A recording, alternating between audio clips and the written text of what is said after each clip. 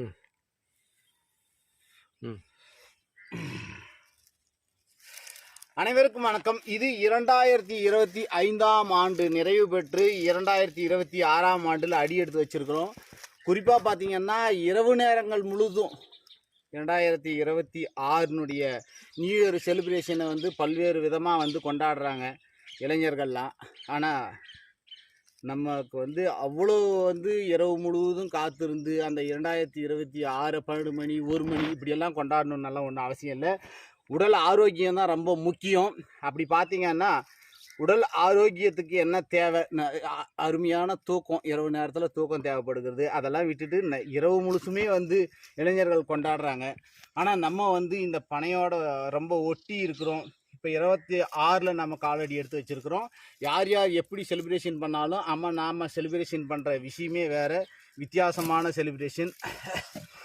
இப்போ பார்த்தீங்கன்னா இதில் 2026ல் உங்களுக்கு அனைவருக்குமே வந்து இனிய புத்தாண்டு நல்வாழ்த்துக்களை வந்து நம்ம தெரிவிச்சுக்கிறோம். இப்போ பார்த்துருக்கிறது பார்த்தீங்கன்னா பனங்கிழங்கு. இதை வந்து பார்த்திங்கன்னா இது எப்படி சாப்பிட்றதுன்னா, நிறைய பேர் வந்து ரொம்ப இதை வந்து தோலை உரிச்சிட்டு இந்த இடத்துலலாம் க்ளீன் பண்ணிவிட்டு அவங்க என்னென்னமோ வேலையெல்லாம் பண்ணிவிட்டு அப்படியே சுத்தமாக சாப்பிட்றோன்னு நினைப்பாங்க. ஆனால் இதை சாப்பிட்றதுக்கு ரொம்ப ஈஸியான வழி.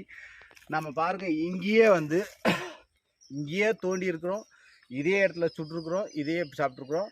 இப்போ இருக்கிற இந்த செடியை வந்து நீங்கள் எந்த சுத்தமும் ரொம்ப வரலாம் ரிஸ்க் எடுத்து சுத்தம் செய்ய தேவையில்லை.